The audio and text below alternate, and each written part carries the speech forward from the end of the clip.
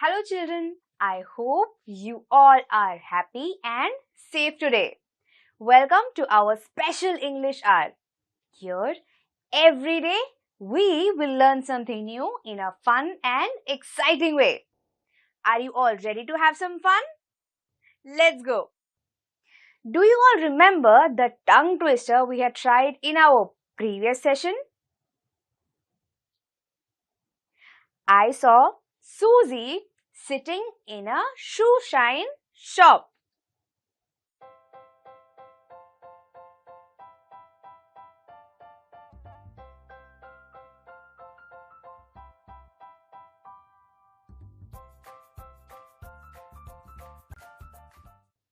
Now I want all of you to repeat it after me.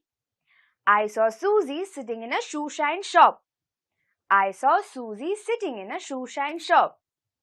Now let us increase the speed a little. Make sure you try it with me. I saw Susie sitting in a shoe shine shop. I saw Susie sitting in a shoe shine shop. Now it becomes a little bit difficult. We have to increase the speed a little bit more. And we have to say this tongue twister 5 times without stopping. Are you all ready? Let's go. I saw Susie sitting in a shoe shine shop. I saw Susie sitting in a shoe shine shop. I saw Susie sitting in a shoe shine shop. I saw Susie sitting in a shoe shine shop. I saw Susie sitting in a shoe shine shop. Yes! Finally!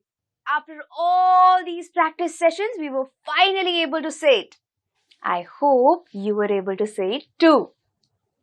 I hope you all had fun saying the tongue twister with me. Now, we all know that words are very important for a language. So, it's time to learn some new words. I want all of you to listen to these words very carefully. Our first word is distinguished. Distinguished. Distinguished. Our second word is suburb. Suburb. Suburb. Our third word is engrossed. Engrossed. Engrossed. Our fourth word is aspirations. Aspirations. Aspirations. Our fifth and the last word is accomplish. Accomplish. Accomplish. Now, let us all have a glimpse into the life of the wonderful scientist Michael Faraday. Please open page number 49 of your English Bal Bharati textbook. If you have a textbook, point your finger on the words as I read them. And if you don't have a textbook, please don't worry. Listen to me very carefully. Also, I want all of you to look for the 5 new words that we just learned while we read the chapter. The name of our chapter is Great Scientists. Great scientists are persevering and never deterred by difficulties. Michael Faraday is regarded as one of the most distinguished scientists and inventors of modern times, and his work on electricity is still a subject of study in the form of Faraday's laws. But few know his inspirational life story, which is all about courage and fighting against the odds. Michael Faraday was born into a poverty-stricken family in a dirty London suburb. He suffered from a speech defect as a child. He would pronounce rabbit as wabbit. He could not even say his own name and would call himself Faraday. Other children laughed at him and teachers did not help him either. When he was 12, his mother was forced to take him out of school, thus putting an end to his formal education. At 13, however, he started working with a bookbinder, binding hundreds of books during the day and staying up all night to read them. Reading thus became his obsession.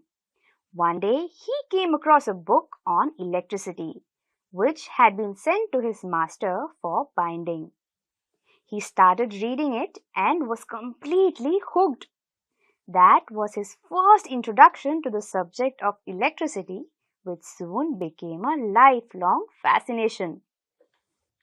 Here we saw that Michael Faraday was a very distinguished scientist. Distinguished is a person who is very successful and commands a lot of respect. We all know that Michael Faraday's contribution to the field of science is very commendable. But his life in itself is also very inspirational. Michael Faraday was born in a very poor family in the outskirts, that is the suburbs of London. Suburbs means a place that is situated on the outskirts of a bigger city. As a child, Michael Faraday suffered a speech deficit. Speech deficit is when a person finds it difficult to say the sounds that we need to say the words that we need to speak. For example, he used to say rabbit as wabbit. And because of these reasons, all his friends in school used to make fun of him. In fact, at the age of 13, his mother was forced to take him out of school, thus putting an end to his formal education. Now, since he belonged to a very poor family, right at the age of 13, he started working. He worked as a book binder. All throughout the day, he used to bind hundreds of books. And all throughout the night, he used to read all of these books. This is where he fell in love with books. On one such day, he came across a book on electricity. Guess what happened then? He started reading the book and he fell in absolute love with it. He was hooked to it. Hooked means he could not think or do anything else except read that book. And this fascination towards electricity turned out to become his life. Faraday was still poor at 21. Once, a friend gave him a free ticket to a public lecture and demonstration by the renowned chemist Humphrey Davy at London's Royal Institution. Davy's work on chemicals and electrical lighting was the subject of conversation among the scientists of that age. 70 years later, across the Atlantic Ocean in the USA, the same work enabled Thomas Edison to produce the first consistent light bulb. That day in 1812, Faraday was spellbound by Davy's lecture. He kept taking notes about the mysterious force of electric fluid. He was so engrossed in the lecture that he forgot to applaud with the rest of the crowd. When he went back, his notes were so comprehensive that he bound them into a book, meaning to gift it to Davy someday. Faraday decided that day that he didn't just want to sell books. He wanted to be a great scientist, good enough to write his own books. Davy became his role model. But there was a problem. He did not have the societal status, money, or the education to pursue science. Faraday thought it would be wonderful if Davy became his mentor, but Davy did not agree initially. Faraday was not dejected. He just kept trying. Even at the age of 21, Michael Faraday was very poor.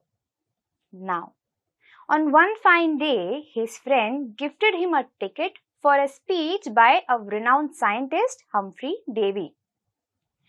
All throughout the lecture, Michael Faraday was completely engrossed. Engrossed is to pay complete attention to what the other person is saying. Now, it was Humphrey Davy's work on science that 70 years later formed the basis of Thomas Edison's work on light bulb. Yes, he was that renowned a scientist. Now, Michael Faraday was so engrossed that he fell in love with his work. He loved it so much that Davy became his role model. Now, Faraday did not want to just bind books. He wanted to become a scientist who could write his own books. But there was one slight problem. He did not have the money, the social status, or opportunities to pursue science. But he did not lose hope. He decided that he will approach Davy so that he can request him to mentor him.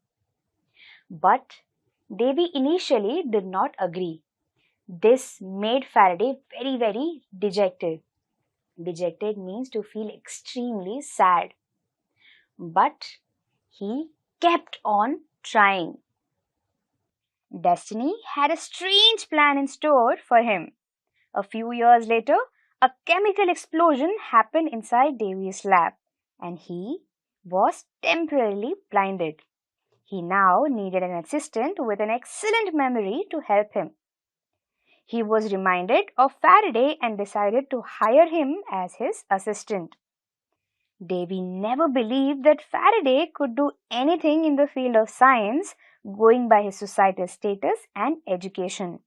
He therefore dismissed Faraday's aspirations and advised him to stick to bookbinding.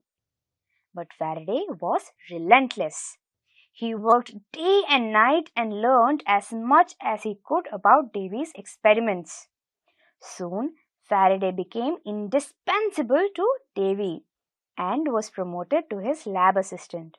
This was his first step towards a scientific career. Though much of his job now was cleaning labs, at least he got to see some of Davy's leading experiments. Here we saw how destiny had a different plan altogether. A chemical explosion left Humphrey Davy blind in the eyes. This is when he decided to hire Faraday as his assistant. Faraday saw this as an amazing opportunity. After working for some time, when Davy realized how hardworking and dedicated Faraday was, he promoted him to his lab assistant. This became a joyous occasion for Faraday. Even though he was not directly working with scientists, he was happy that he was part of a lab. All throughout this, Davy never believed in the aspirations that Faraday had. Aspirations is the hope and ambitions to achieve a goal. This is because Humphrey Davy believed that he could not become a scientist because of his social status. However, Humphrey Davy is about to get a shocking twist. Let us find out. Even then, Davy did not have much hope for Faraday. Then Faraday got another chance to prove himself. One day, Davy tried to recreate a famous electromagnetism experiment with fellow chemist William Wollaston, exploring why, when an electric current is applied to a wire, it causes the wire to behave like a magnet. Obviously, the forces were connected, but nobody had figured out how to make it happen continuously. Davy believed that if he could find out why it happened and controlled it, there could be many practical applications of the force. But he was unable to figure it out and was frustrated. He then teased Faraday, asking him to try his hand at it after he was done cleaning the lab. Within a few days, Faraday solved the problem. In fact, he went further and the result was the first induction motor, which converted electrical current into continuous mechanical motion. The induction motor spurred a revolution. Fans, air conditioning, sewing machines, photographs, power tools, cars, and even trains and aeroplane engines grew out of this simple device, which was born out of mockery directed at Faraday. Here we saw how one fine day Humphrey Davy decided to recreate an experiment on electromagnetism with his friend. After working for some time, when he could not figure out how to go about the experiment, he became a little frustrated. He went up to Michael Faraday and tried to make fun of him by saying that he can try his hand on the experiment after cleaning the lab. He said this because he knew that Michael Faraday will not be able to solve the problem. But guess what? In just a few days, Faraday solved the problem. In fact, he went ahead and created the first induction motor. This induction motor converted electric energy into continuous mechanical power. It was this induction motor that created an entire revolution.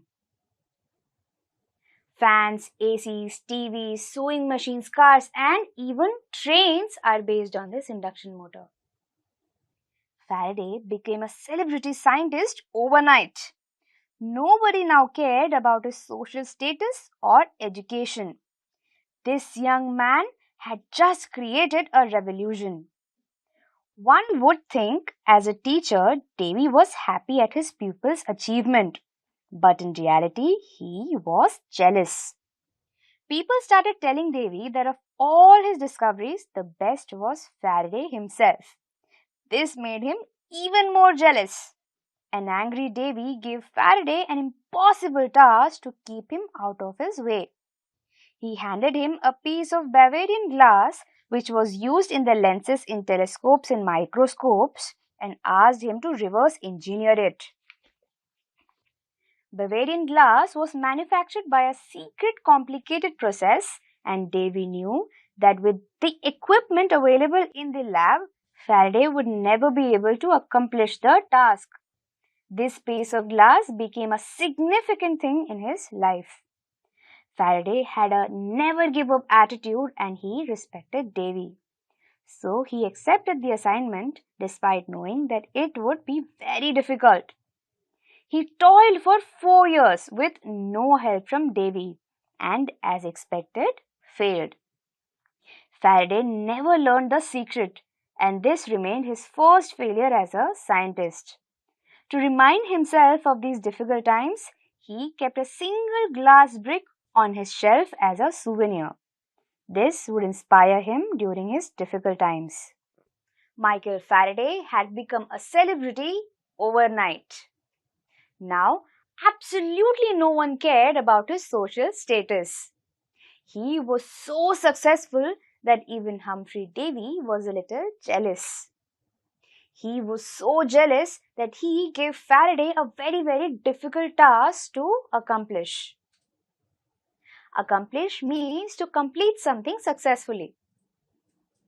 Faraday, in spite of knowing how difficult the task is, took on the task because he respected Davy very much. After all, he was his role model, right? In 1829, Davy died and Faraday succeeded him as the head of the laboratory.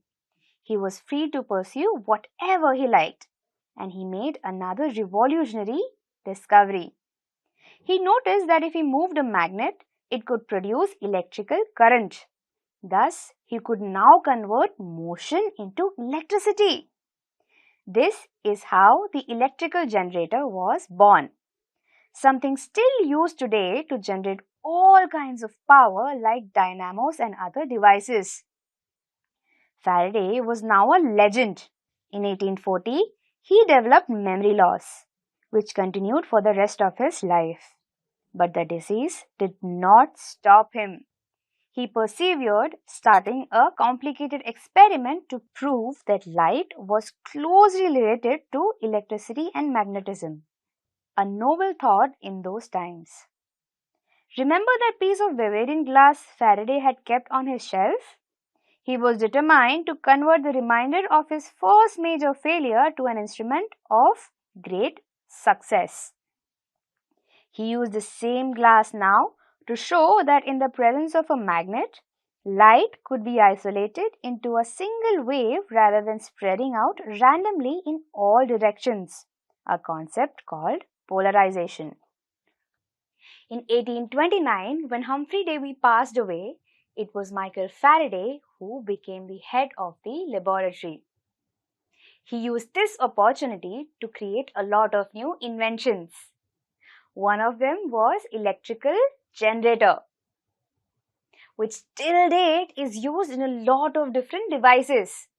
In fact, do you all remember the one experiment that was very difficult and Humphrey Davy had given it to Faraday because he knew that he could not accomplish it? Yes. Faraday used that same experiment to create the concept of polarization.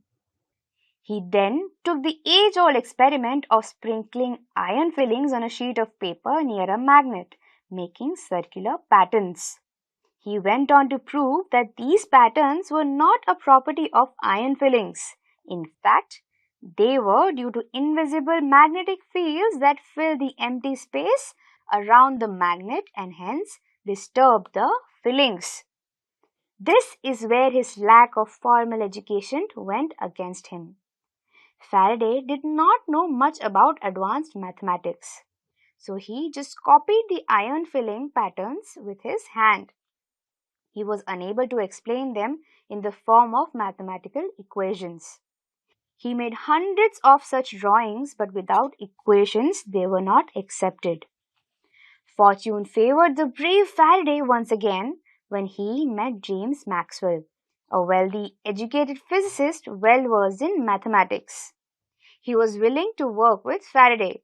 It was Maxwell who translated Faraday's idea into a set of equations that are now called Maxwell's equations. Their combined work has helped us in many ways. Electronics and communication systems today are designed around their discoveries. Someday, we might even be able to communicate with aliens across different galaxies using the products of these discoveries.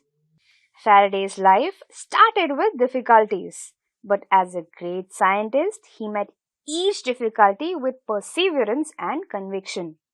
He was given impossible tasks, which he undertook as challenges and opportunities.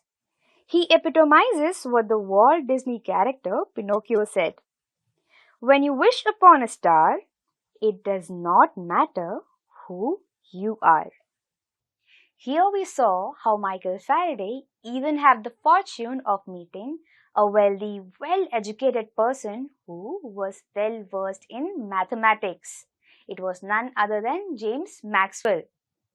Both of them together created lot of new discoveries which today we know as electronics and communication. Children, in this story, we saw how despite all the difficulties that he had to face, Michael Faraday faced each one of those hurdles with conviction and perseverance. And that is why his entire life is a very correct example of what Pinocchio said. When you wish upon a star, it does not matter who you are. I will see you all in the next session. Until then, stay home, stay safe, and bye-bye.